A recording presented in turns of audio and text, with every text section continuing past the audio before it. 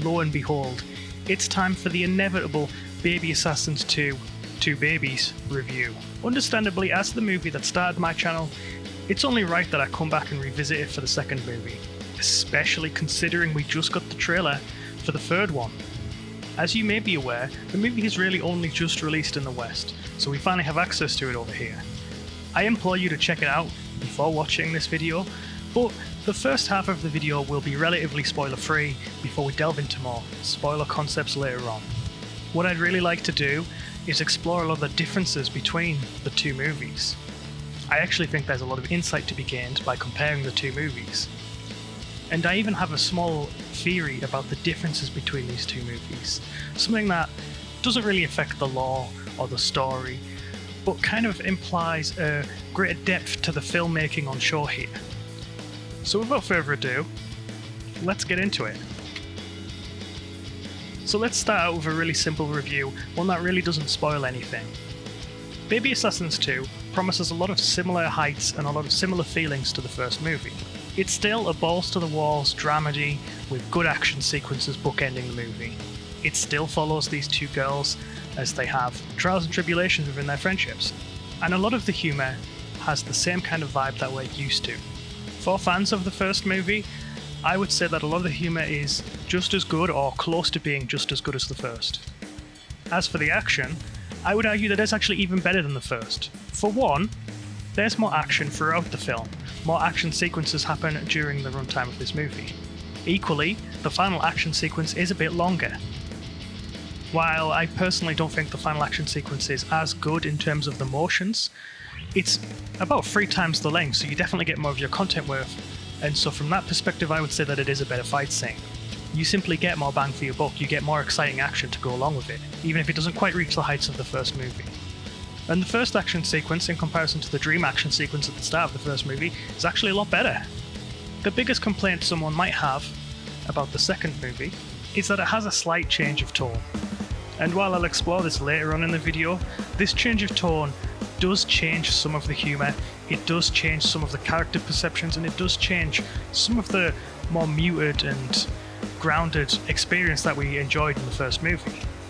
It is a much more whimsical movie, a much more silly movie, it's much more upfront about that, the character is a lot more exuberant and a lot more enthusiastic. And personally, I preferred the original styling more than I preferred this styling, but they still managed to get a lot of laughs away with this. It really isn't a significant change. There are a couple of scenes where actors definitely overact their parts to up the whimsical scale of the new style of tone that they're going for. It's also visually a much brighter movie, further leaning into this new change of tone. However, what Baby Assassins 2 does especially well is its emotional payoff. It manages to have a similar kind of emotional payoff to the first that feels really powerful, especially as you've come to grow and enjoy these characters, or at least I felt that way. So if you connected with these characters the same way I did watching the first movie, then this movie won't disappoint you for its emotional payoff and for its emotionally grabbing moments. And so ultimately what I can say about this is that the action is probably better, and that a lot of the comedy might be a little bit worse, but it's still very good, and the emotional payoff is just as strong. In fact, it keeps it very strong. And so for me, this is just as good a movie as the first, or close to being just as good a movie as the first. As far as I'm concerned, they're both 5-star experiences. And that's about all I can really say without delving into spoilers, so that's your warning. From here on out, we're going to be doing some spoilers for the rest of the movie. So let's get into the meat and bones of what really happens in Baby Assassins 2. Initially, we're introduced to 2 new characters, these 2 other assassins, these 2 boys. And their opening fight scene is brilliant. It's very scrappy, it's very messy, feels very real, and ultimately adds a lot of tension as they try and find their way to overpower the people they're assassinating. We learn a little bit about their characters, and we find that they're pretty likeable, and we follow them for a little bit. Eventually, they go back and meet their handler, who tells them, well, you're not really making a lot of money right now, we need to get you associated with a big company. And so the way they think to do that is, if they kill 2 other assassins, all of a sudden we might have some job openings up that you can take. Unfortunately, the nearby assassins happen to be our 2 best girlies. What a tragedy, they're going to have to fight. Then we are instantly transported back to our two best girlies as they struggle with money once again.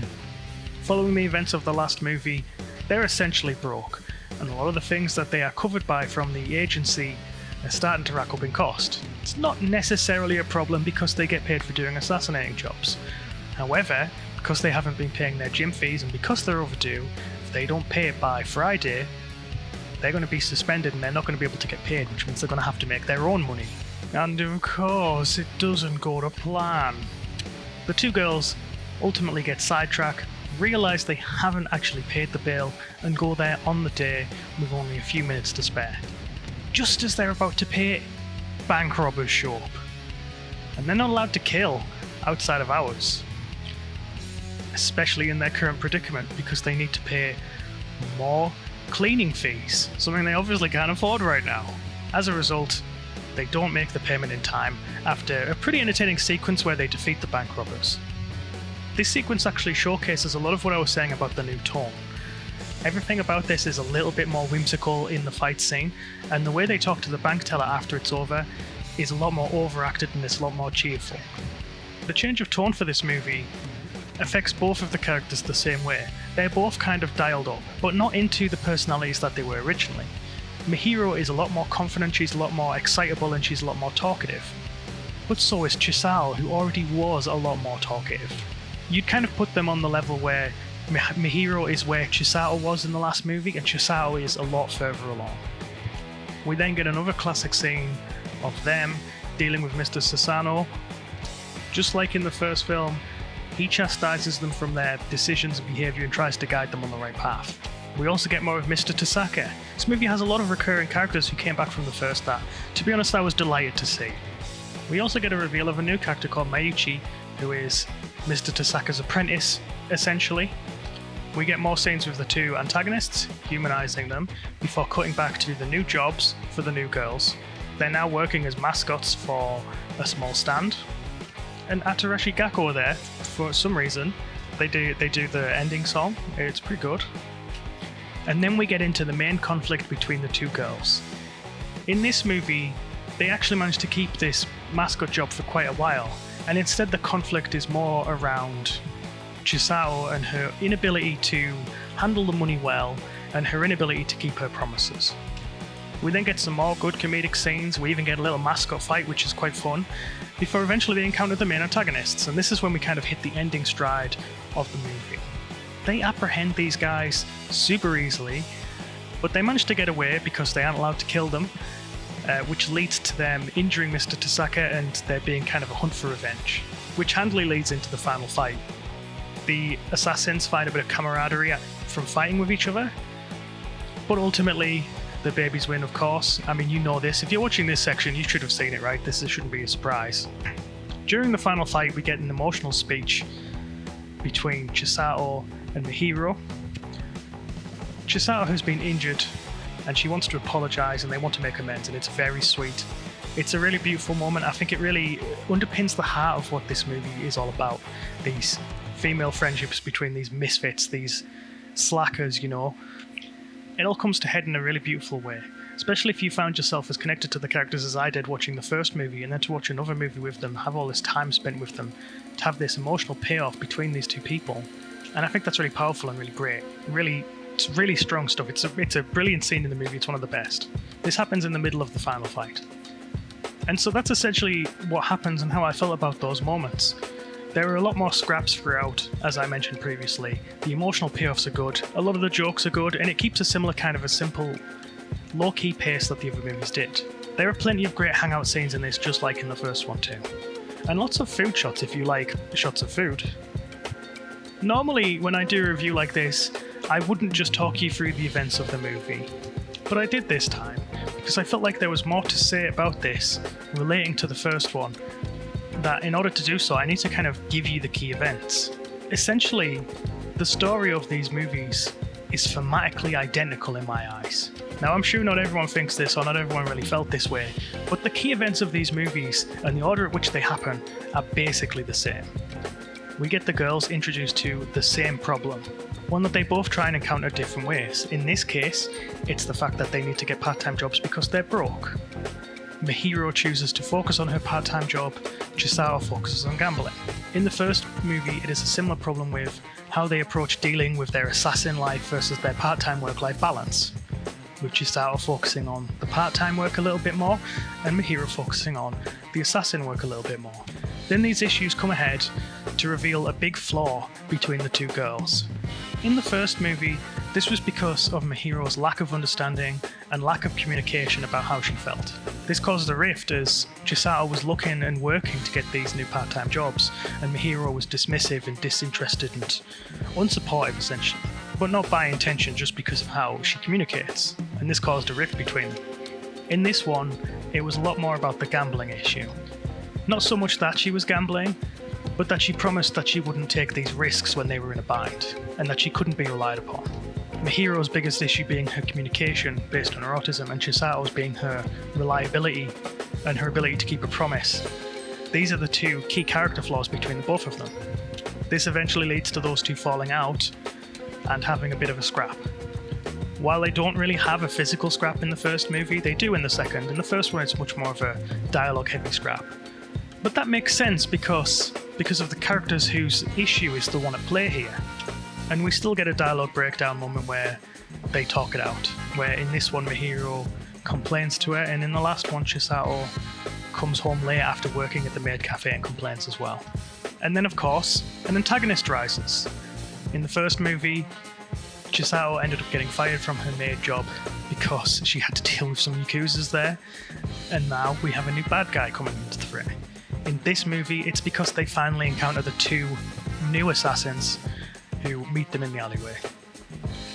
These moments don't really force them to come to terms with their issues with each other, but they are the starting point for when these issues start getting resolved. This is the only bit where the story beats are actually a little bit different. In the first movie, Chisato comes home having this happened, and Mihiro is already ready to apologise.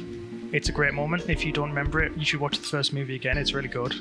Whereas in this one, they encounter these bad guys, they have a bit of a scrap, they find them the next day, and then it's not until the middle of the fight that they do the same thing. That little emotional speech I told you about is essentially this movie's version of that. It just happens a little later.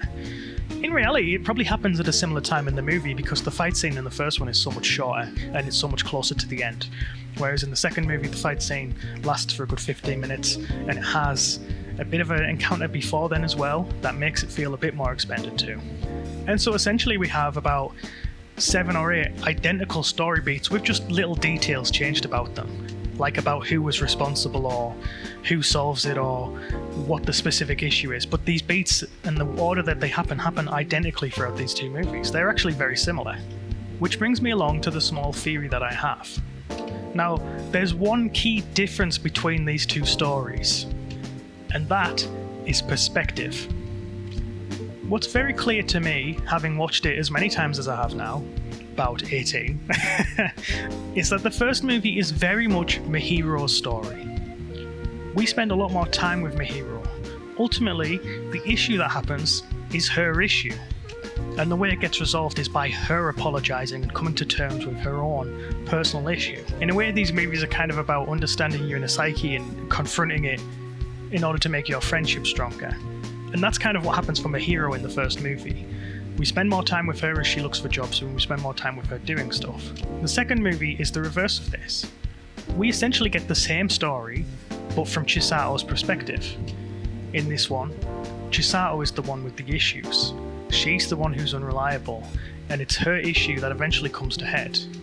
As a result, it's her who needs to apologise. While I wouldn't say we spend more time with Chisato in this movie because we spent so much time with the new characters, she's definitely the one that gets explored the most, and she's definitely the one that gets fulfilled the most. And you might be thinking, why is this relevant? Why is this interesting? Who cares about this, Brad? Well, me, okay, for one. But the reality is that to me, this kind of explains one of the biggest changes between these two movies, the change in tone. I've talked about this change of tone throughout. The change of tone changes the characters pretty significantly, and it also changes a lot of the perspectives that we see, and it changes a lot of the vibes that we get from the humour, the lighting, it changes a lot of stuff about the movie. And you might think, well, maybe this is just how the director wanted the movies to be, and he didn't quite achieve that in the first one. or maybe they were trying something different, or maybe that's just how it ended up being on the day, or they had different staff, or whatever. But I think that this is actually a specific character choice. Because we're following Chisato's story, because we're confronting Chisato's internal problems, and it's about her essentially, we're seeing the world from her perspective. The first movie has a much more muted tone, it's much more grounded, it's a lot less energetic, and it's a lot more simple. It's got this really realistic hangout vibe to it that's really calm and relaxing. It suits Mihiro to a T. Whereas this movie is silly, goofy, whimsical, it's over-expressive, it's energetic, it's bubbly. It's a lot like how you would describe Chisato in the first movie, bubbly and energetic. And that's why I feel like it's more likely a purposeful, thematic choice than simply just, that's how it ended up being. And the reason why I don't think this is how the director wanted the first movie to be is mostly based on his previous movies. I understand it's hard to see a lot of his movies here, but if you, like me, have seen Yellow Dragon Village, you'll know that if he wanted this kind of whimsical and more bubbly tone, he has been able to achieve it in the past, at what looked like a much lower budget. So if he really wanted the first movie to be like this, if this is really much closer to his vision, then why wasn't that movie more like this? I also think that the fact that the characters don't flip, instead they stay pretty static, is a good example of this too. Yugo kind of tests these characters out in a movie called A Janitor, if you've seen it, or A Certain Janitor sometimes it's called. And in A Janitor, these characters are tuned even further, but to their respective character types. Chisato is even more bubbly than she is in Baby Assassins 2. Mihiro is even more dour than she is in Baby Assassins 1.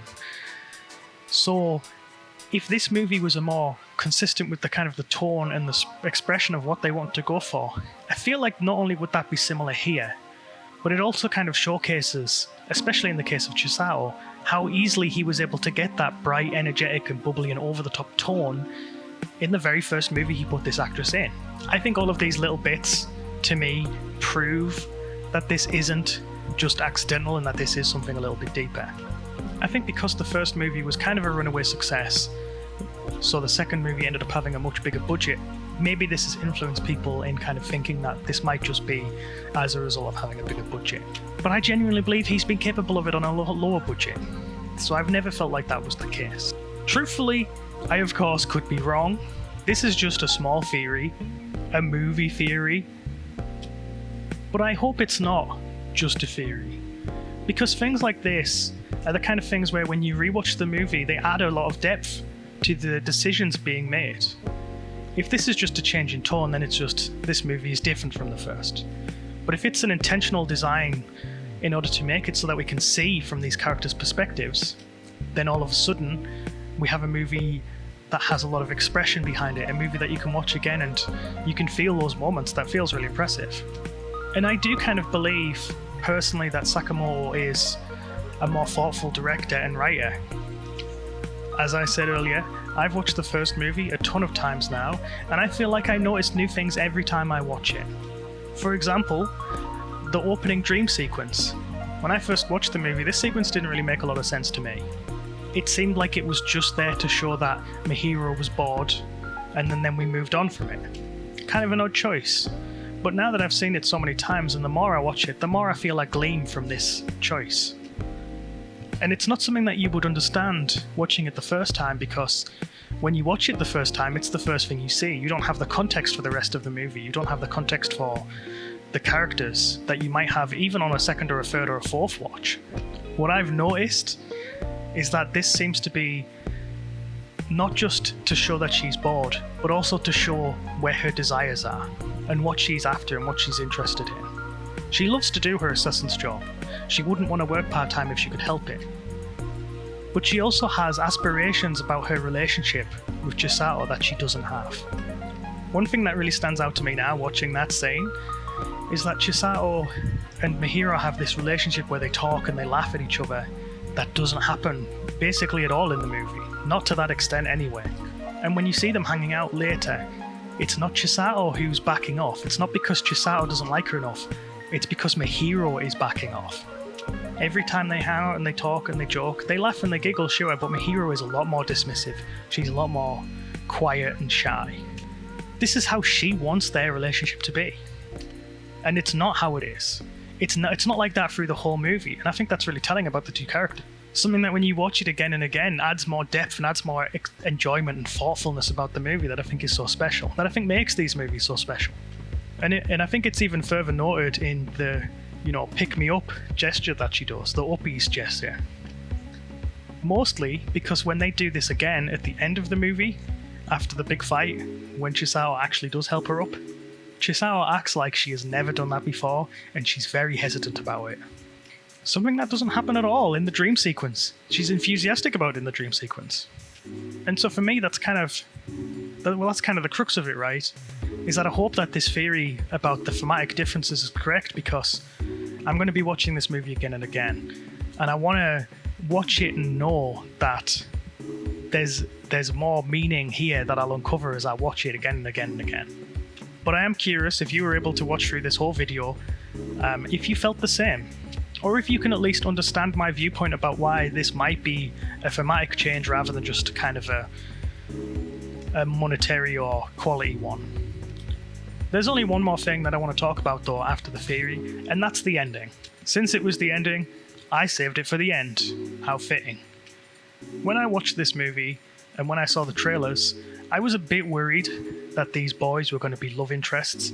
Not necessarily because I feel like these characters should be single, but because it doesn't really kind of match the vibe for what the movies were going for.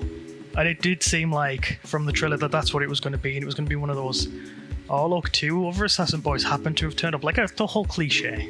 And I was pretty pleased to find out that not only were these guys antagonists, but they are antagonists to the end. There is a moment of camaraderie at the end where they share these sweets, tuna flavoured, I don't know what they are, to be honest. They look like the tubes of yogurt that you used to get, but they're very clearly not yogurt. Anyway, it's very clear that these two pairs get along, that they find a lot of similarities into each other. But ultimately, the job's a job, and they have to shoot them. I have had friends tell me that because we don't see their kind of head explode or whatever, that there's a chance that these two boys might come back. And I get it. It's so Hollywood brain, but I get it, because when you don't see people die on screen, a lot of the times in movies they're not dead. It's kind of lame. But I think from the way they shot it, they are dead. I think they just thought because we liked the characters, or because we were supposed to like the characters, that maybe we wouldn't want to see it as so graphic. But I also hope that they don't come back, even though I like the characters, because to me it feels like it would be a character problem. I watched a video once, and I'm sorry that I can't tell you whose video it was, where someone talked about things that characters won't do being more defining features than things they would do. In this case, they talked about Homer from The Simpsons. They talked about how he'll do a lot of things, he'll take a lot of risks, and he'll be very inconsistent, but he won't cheat on Marge, and he won't do something after his daughter pleads with him. And these kind of consistencies in the characters, these things that characters won't do, I think are quite powerful. To me, and maybe I've read it differently to everyone else, the way these characters have been built up from the first movie to the second movie is that the one thing they won't do is slouch on the actual act of doing their assassination job. If they didn't kill the boys, and the boys were alive, to me that would feel a little bit like the characters have been ruined a little bit. Because now they're doing the one thing that I felt like they would never do, especially Mihiro, somebody who only cared about doing her assassin's job. She would never risk that. I also kind of think it robs some of the final moments of its emotionality if they end up being alive. That would suck, I think, personally. But hey, if you feel different, you let me know in the comments.